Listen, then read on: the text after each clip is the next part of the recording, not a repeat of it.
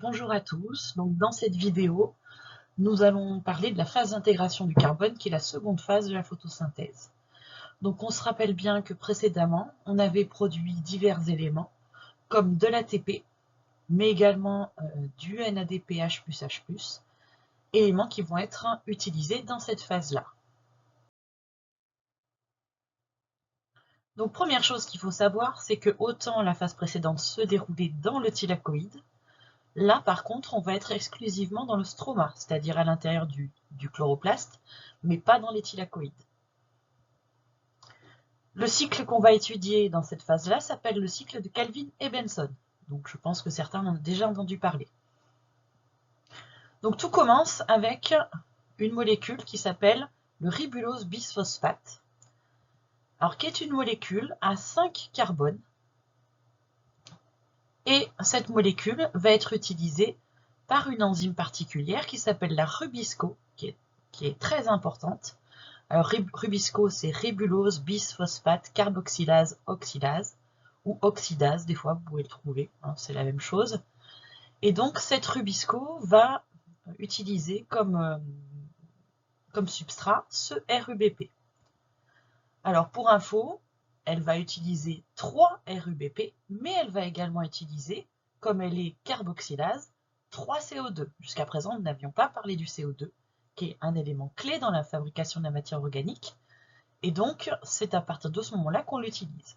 Donc, elle va utiliser donc ces 3 RUBP et ces 3 CO2.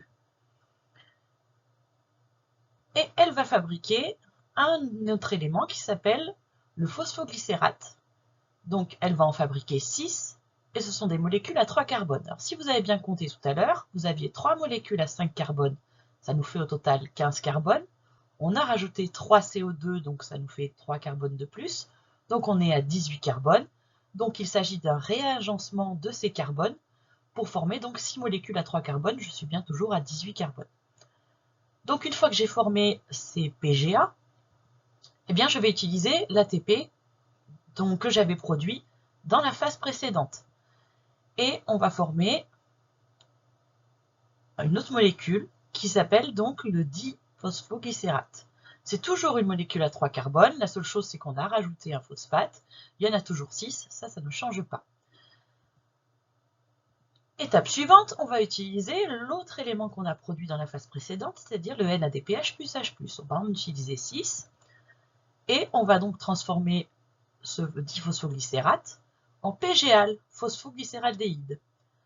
Donc là, on va relarguer certains produits, notamment des phosphates inorganiques, des NADP+, hein, dont on n'a plus d'utilité.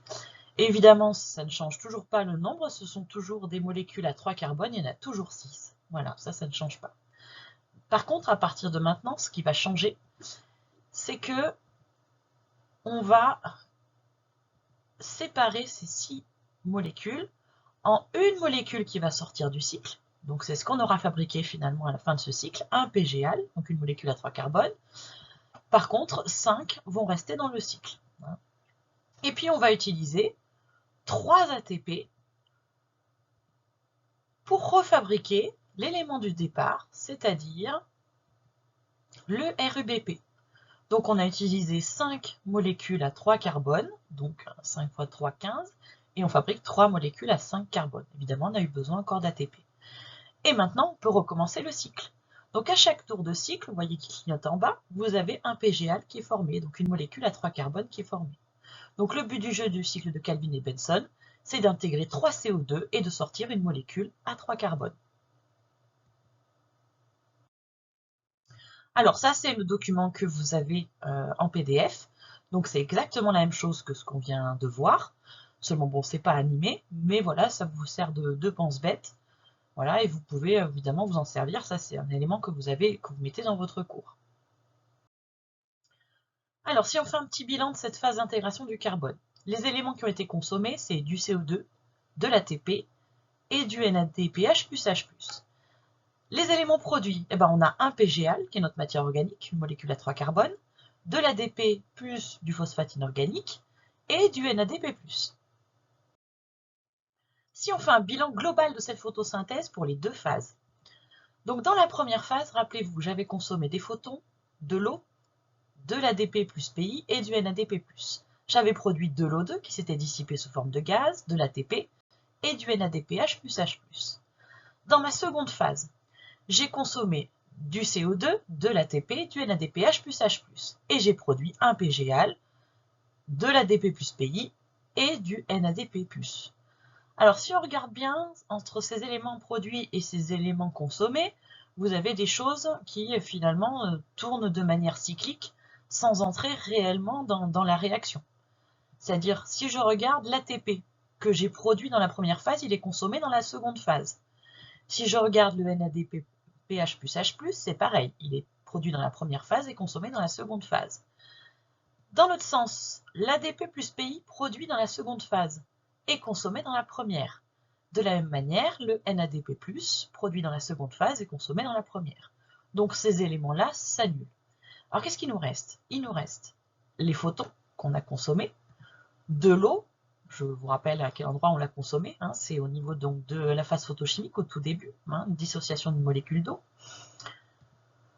On a consommé également du CO2 et on a produit de l'O2 qui s'est échappé sous forme de gaz. Enfin, dernier élément, le plus important, on a produit un PGAL qui est notre matière organique. Alors c'est bien beau tout ça, mais on ne vous parle jamais de PGAL quand on vous parle de l'équation bilan de la photosynthèse. Par contre, on vous parle de glucose. On y vient.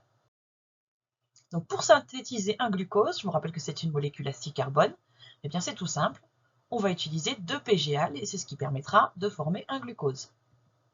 Donc on se rappelle bien, un PGAL c'est 3 CO2 intégrés, donc 2 fois 3 CO2 intégrés, donc 2 tours de cycle de Kelvin, je forme un glucose. Alors si on revient sur l'équation bilan de la photosynthèse que vous avez appris déjà depuis un certain temps, donc 6 CO2, ça c'est dans le cycle de Kelvin, qui sont intégrés, plus 6 H2O va nous donner avec de l'énergie lumineuse, C6H12O6 et 6 O2. Alors on se rappelle, CO2, dioxyde de carbone, donc seconde phase, enfin, consommer la seconde phase. H2O, c'est l'eau consommée à la première phase. C6H12O6, c'est le glucose formé par 2 tours de cycle de Kelvin. Et enfin, l'O2, c'est le gaz produit lors de la première phase de la photosynthèse par dissociation de la molécule d'eau.